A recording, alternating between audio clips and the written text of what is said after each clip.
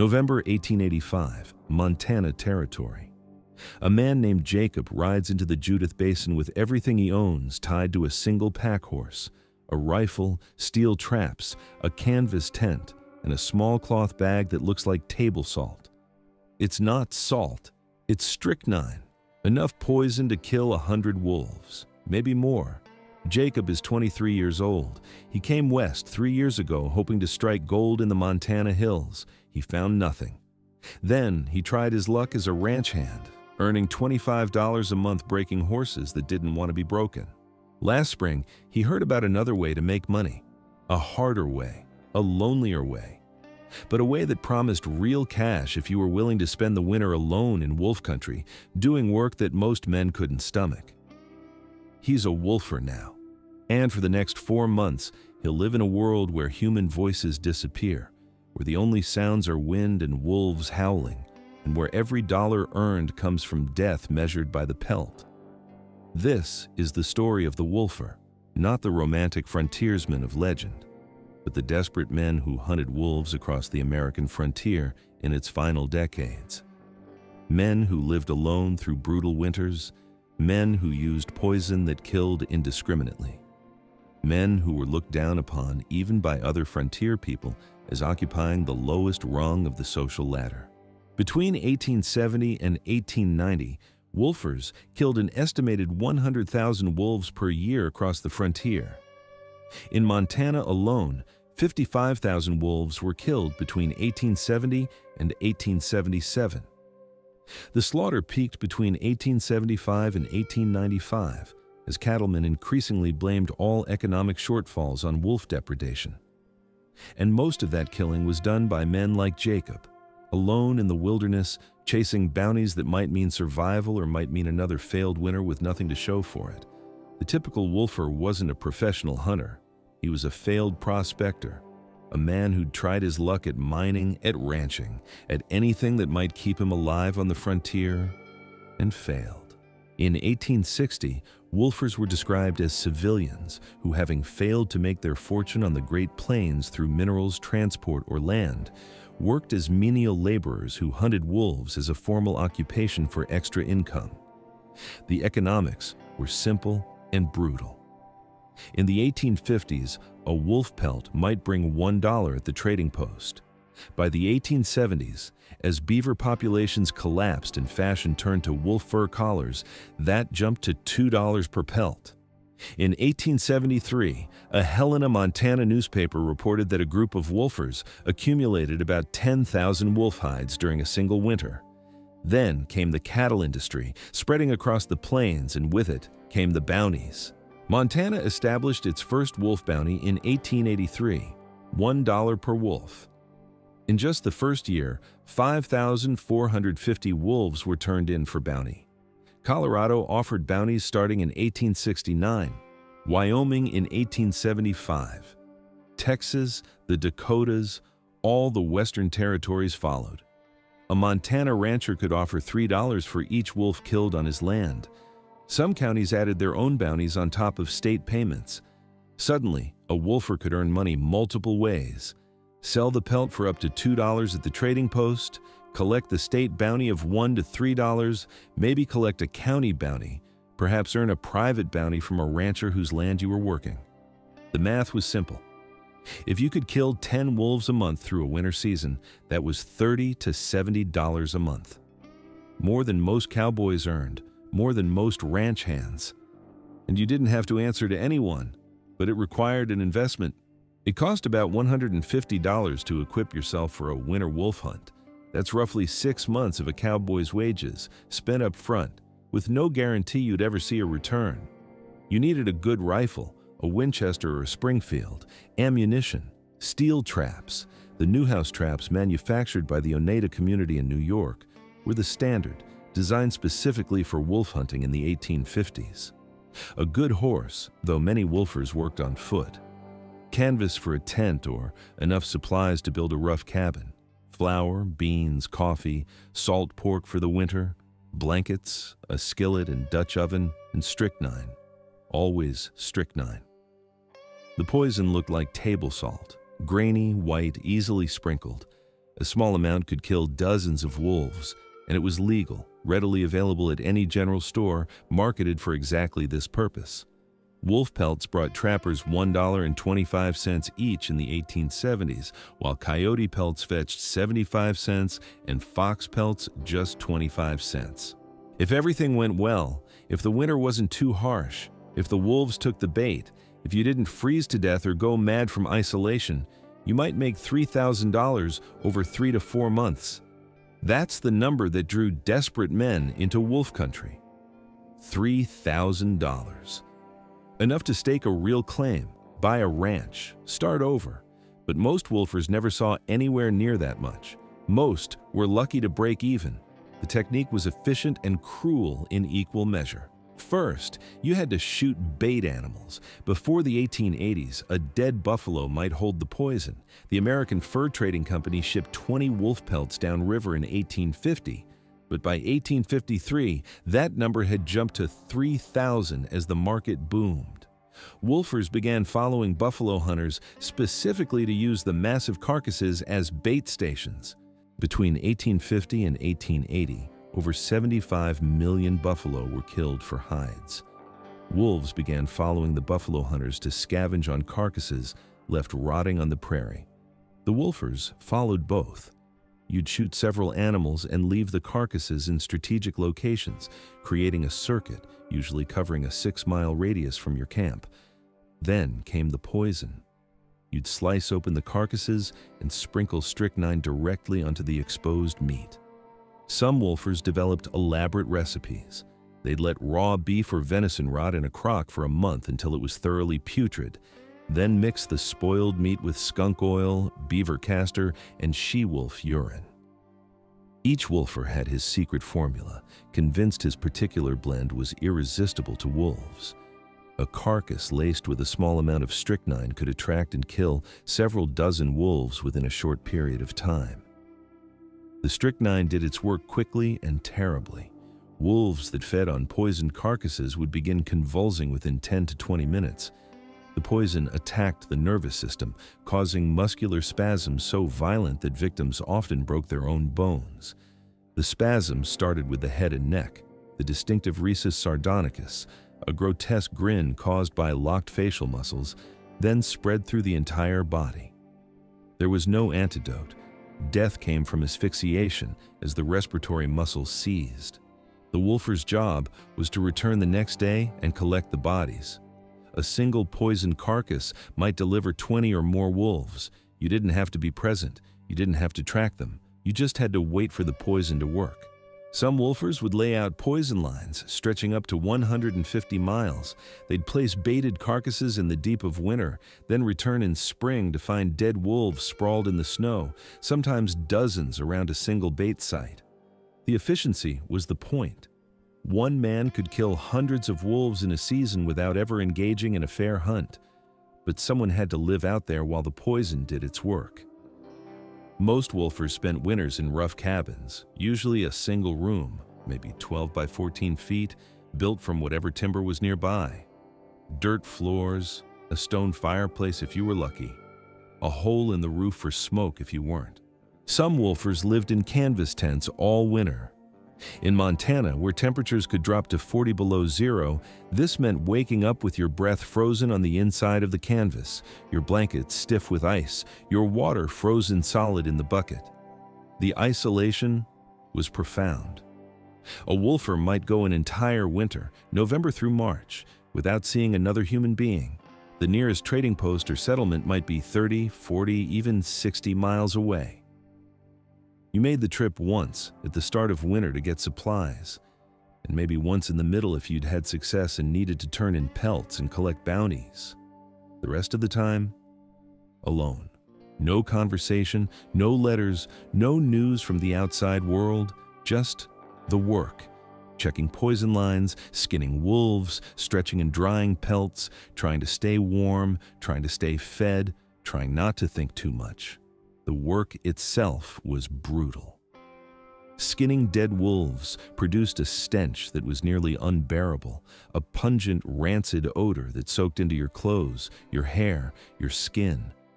People said you could smell a wolfer coming from 100 yards away. Most assumed the strychnine caused the odor. It didn't. It was the wolves themselves. And wolfers didn't bathe often during winter months.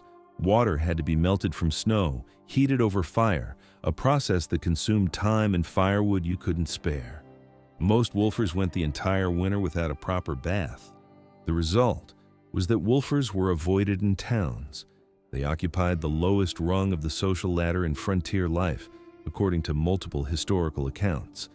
Even other rough men, buffalo hunters, trappers, cowboys, looked down on wolfers. Partly it was the smell.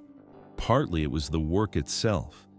There was something about laying poison and collecting convulsed corpses that struck many people as dishonorable. Real hunters tracked their prey. They faced their quarry. Wolfers just spread poison and waited. Theodore Roosevelt, who ranched in Dakota Territory in the 1880s, commented on the practice, "The only way to check in any degree the ravages of the wolves is by the most liberal use of strychnine, and the offal of any game killed by a cattleman is pretty sure to be poisoned before being left." But Roosevelt also noted the cost. Indians detested wolfers because the poison bait killed their dogs. Native peoples were enraged at the indiscriminate poisoning that destroyed their animals. The wolfers and buffalo hunters often worked together for security, knowing their work had made them enemies. The isolation did things to men. 4 months alone. No human voice. Nothing but wind and your own thoughts and the howling of the wolves you were hunting. Some wolfers talked to themselves constantly, full conversations with imaginary companions. Some sang songs for hours, the same verses over and over. Some simply went quiet, forgetting how to form words, losing the ability to make small talk when they finally returned to civilization. There was a term used on the frontier, "teched in the head." It meant someone who'd spent too much time alone, who'd crossed some invisible line and couldn't quite come back. Plenty of wolfers fit that description. Men who spent winters as wolfers often came back different, quieter, stranger, less able to function around other people. Some didn't come back at all, frozen to death in their cabins, lost in blizzards checking trap lines, or simply disappeared into the wilderness, their fate unknown. The majority of commercial wolfers in the 1870s worked for ranchers. They'd be hired for a season, given a territory to work, and expected to reduce wolf populations threatening livestock. The work was seasonal. Winter was when wolf pelts were prime, when the fur was thickest and most valuable. But the toll it took was year-round. One northeastern Montana town got its name from the wolfers who worked there.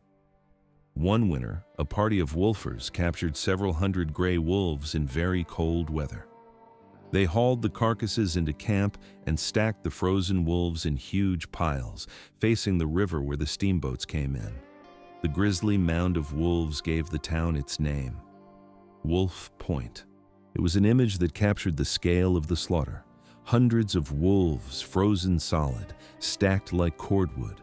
The wolfers standing among them covered in blood and wolf stench, collecting their bounties, already planning next winter's hunt. But strychnine didn't just kill wolves.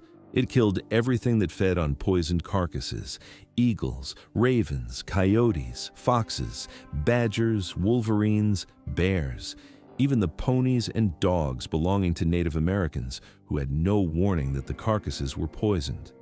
The ecological damage was catastrophic.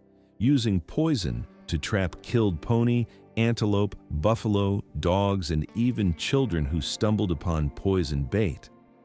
The indiscriminate nature of the poison made it as dangerous to the frontier ecosystem as it was effective at killing wolves. Some wolfers, as buffalo and other large game became scarce in the late 1880s, returned to using steel traps and shooting with firearms. But the damage was done. The wolf population was collapsing. By 1890, the frontier itself was closing. The U.S. Census Bureau declared that year that the once wide-open western frontier no longer existed.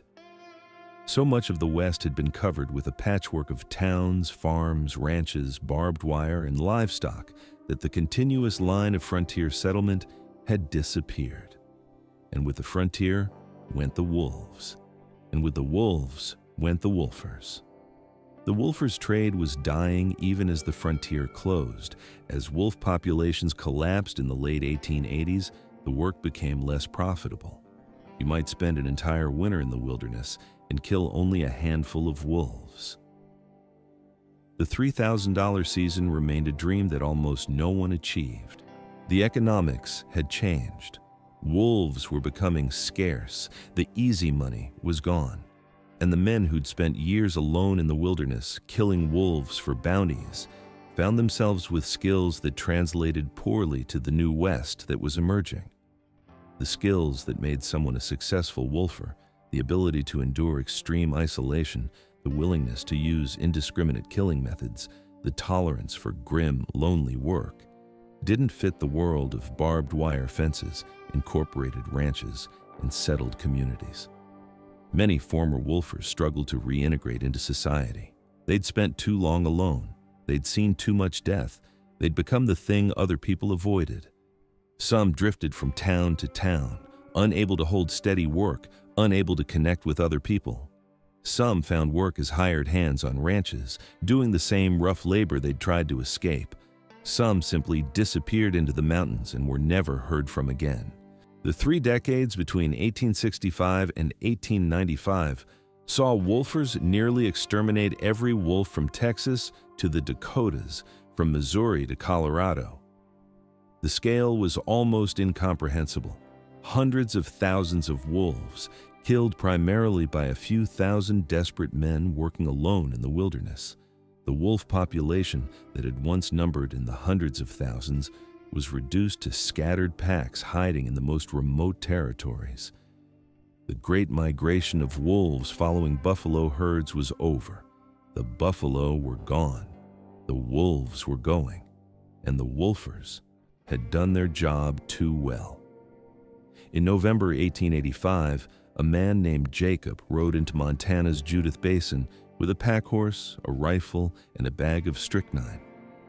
He spent that winter alone in a rough cabin, checking poison lines, skinning wolves, trying not to freeze, trying not to go mad from the silence. When spring came in 1886, he had 43 pelts. He sold them for $2 each. He collected bounties totaling maybe $100 more. After accounting for his expenses, the $150 he'd spent to equip himself, the supplies he'd bought midwinter when his initial stores ran out, he'd earned perhaps $60 for 4 months of work. That's $15 per month, less than most cowboys earned, less than most ranch hands. And he'd spent the entire winter alone, breathing wolf stench, spreading poison, becoming the kind of man other people crossed the street to avoid. He tried again the next winter, and the winter after that. By 1889, there were almost no wolves left in his territory. The few he found were wary, trap-shy, avoiding poisoned bait. The easy kills were gone. In 1890, when the census declared the frontier closed, Jacob was 31 years old. He'd spent 6 winters as a wolfer. He had a few $100s saved. He had no home, no family, no friends who'd have him. He had the smell of wolf death so deep in his clothes and skin that no amount of washing could remove it. The frontier had closed. The wolves were nearly gone. And Jacob, like thousands of other wolfers, had helped erase both. The wolfer had succeeded in his mission. In just 2 decades, he had helped reduce the wolf population from hundreds of thousands to remnant populations hiding in remote territories. But he'd erased himself in the process. The trade disappeared with the wolves, and the men who'd lived that lonely, brutal life faded into obscurity, remembered, if at all, as occupying the lowest rung of the social ladder in frontier life. In the frozen silence of a Montana winter in 1885, wolves howled across the plains. By 1890, those howls were growing distant, fading, disappearing. The wolfers answered with poison and traps and desperate economics. They worked alone through brutal winters, chasing money that rarely materialized, destroying an animal that had lived on the plains for thousands of years. For a time, the wolfers won. They got their bounties. They sold their pelts. They survived another winter. But in the end, everyone lost. The wolves were gone. The frontier was closed, and the wolfers themselves, the men who'd spent years alone in the wilderness, found they belonged nowhere. The wolf howls faded from the frontier, and with them faded the desperate men who'd hunted them through the endless winter dark.